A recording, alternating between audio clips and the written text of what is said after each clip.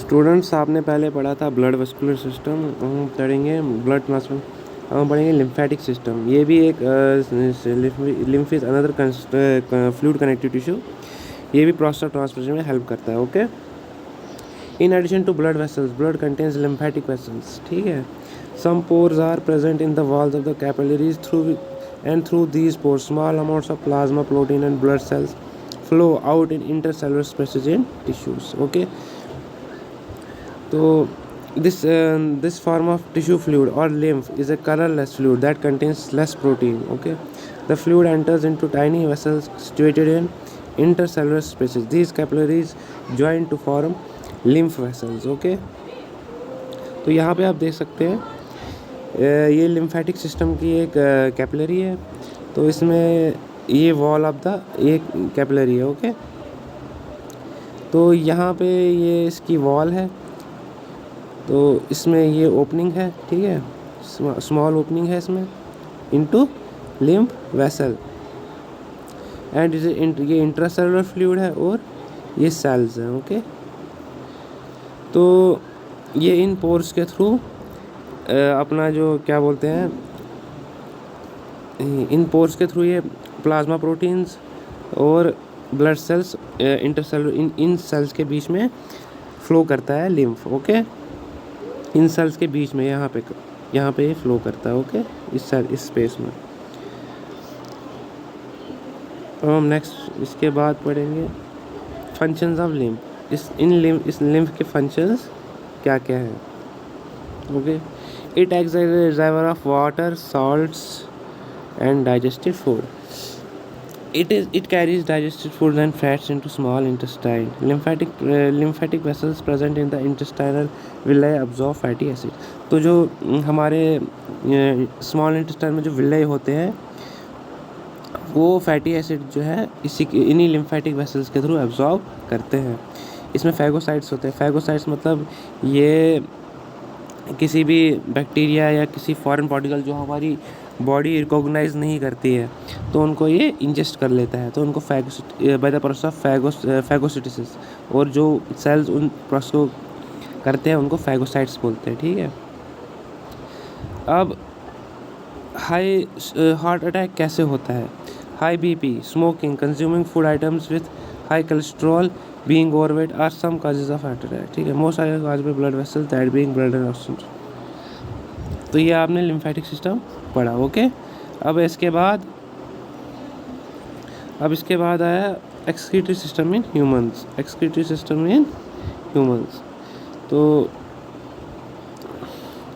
Excretory human system हो गया कि जो हमारा जितना भी बाई प्रोडक्ट निकलता है, ठीक है, रेस्पायरेशन में by the process of respiration. ठीक है, तो वो सारा एलिमिनेट कैसे होता है।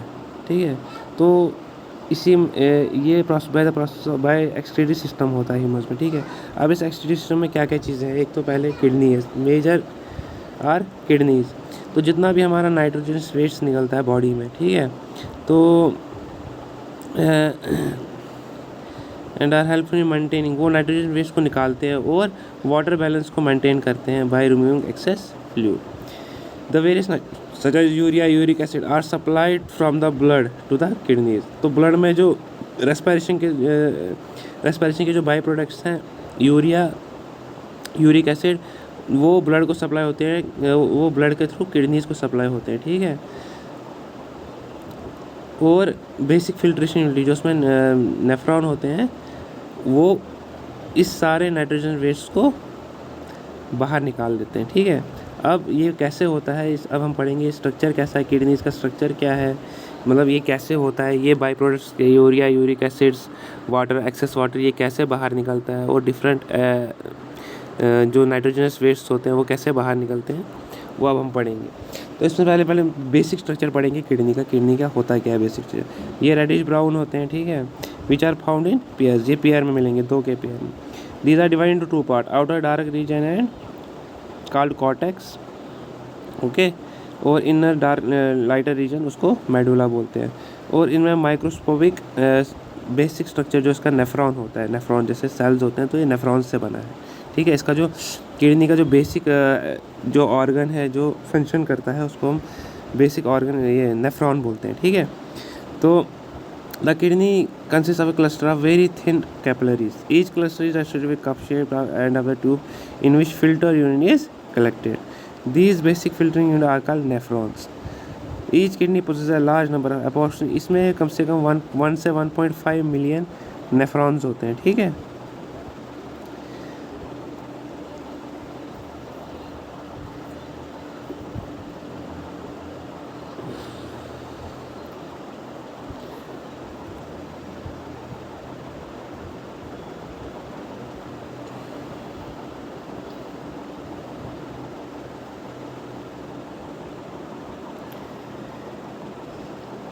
अब इस नेफ्रॉन का स्ट्रक्चर क्या है, इस नेफ्रॉन का स्ट्रक्चर क्या है, देखिए बेसिक नेफ्रॉन का स्ट्रक्चर है। बेसिक नेफ्रॉन मतलब मेन काम जहाँ पे मेन ये सारा काम होता है एक्सक्रीशन का, ओके। सबसे पहले इसमें है ग्लोमेरुलस कैप्सूल, ओके। इसमें दोनों ही सप्लाई होते हैं, एफरेंट आर्टियोल्स और इफरेंट आर्टियोल्स, ओके। तो ये दोनों ही सप्लाई करते हैं इसको, बोमेंस कैप्सूल। फिर इसमें प्रोविजनल कन्वोल्यूटेड ट्यूब्यूल होता है, ये वाला एरिया, ठीक है। इसके बाद आता है डिस्टल कन्वोल्यूटेड ट्यूब्यूल, उसके बाद कलेक्टिंग डक्ट, इसके बाद लूपा फैनल और इसके बाद कलेक्टिंग डक्ट, ठीक है।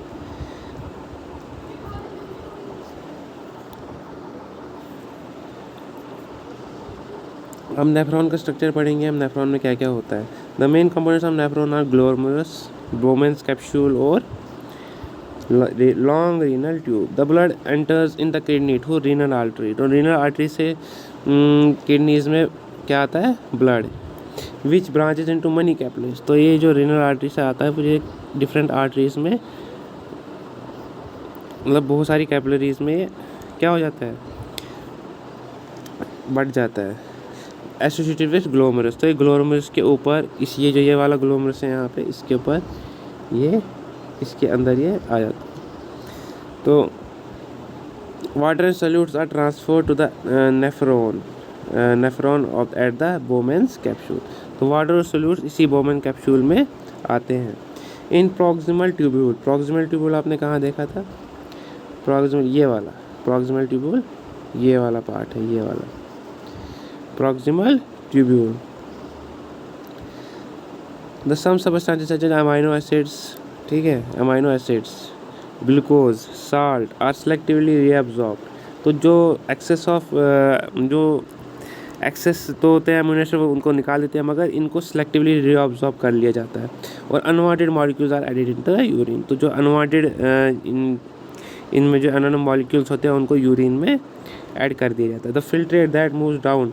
अब इसके बाद जो ये फिल्ट्रेट है वो कहाँ जाता है, यहाँ से होते हुए पहले तो यहाँ आता है, ठीक है, फिर यहाँ से इधर जाता है प्रॉक्सिमल में, अभी जाता है नीचे किसमें,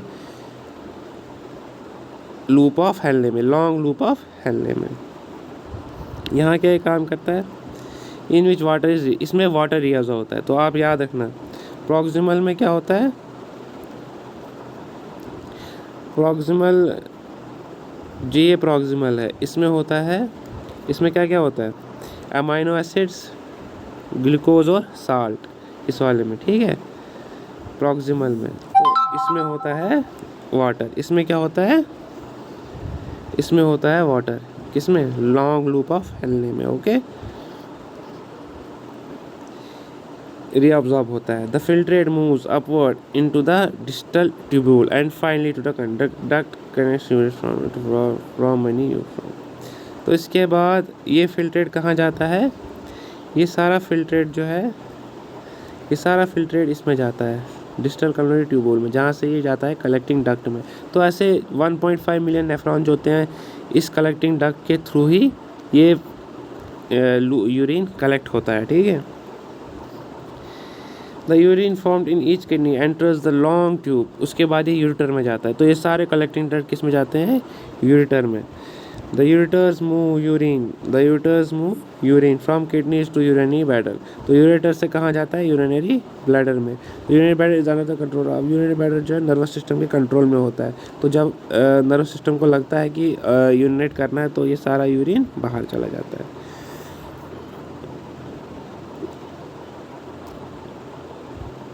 अच्छा, अब जो ये यूरिन है ये किडनीज में 300 बार दिन में ट्रांसफ़र होता है. मतलब 300 बार ये 300 टाइम्स ये फ़िल्टर होता है. किसके थ्रू? किडनीज़ के थ्रू. बहुत टाइम, 300 टाइम्स ये बार यूनिट में. अब यूरिनरी बैडल में 600 ml ऑफ यूरिन हम होल्ड अप हो सकता है. जब 600 ml से ज़्यादा यूरिन हो जाता है तो यूरिन आता है. ठीक है.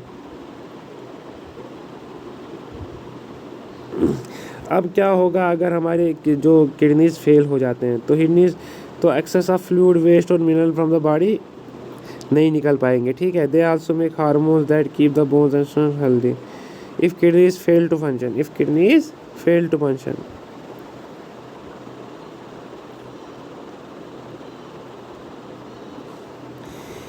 तो इससे क्या होगा? जो वेस्ट होगा, जो हमारा नाइट्रोजनस वेस्ट होगा या यूरिया यूरिक एसिड होगा तो वो ब्लड में ही मिक्स रहेगा. तो प्रेशर उससे क्या होगा? बीपीपी राइज होगा. This can even lead to death. In case artificial kidney और हेमोडायलिसिस यूजफुल. हेमोडायलिसिस क्या होता है? Only fluid of blood allowed to flow through a special filter that remove waste and the detoxified blood is then return to the body. The special filter used in dialysis consists of a number of tubes with semi-permeable membrane जिसमें suspended होता है. तो semi-permeable membrane dialysis के through ये सारा detoxify हो जाता है और वापस ये ब्लड हमारी बॉडी में आ जाता है. उसके बाद आया dialysis.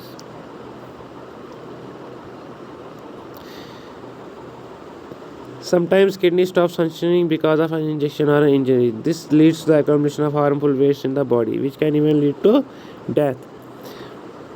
In such case, process is blood is filtered known as dialysis. A dialysis machine which performs the normal kidney function. ठीक है. तो आज इतना ही पढ़ेंगे.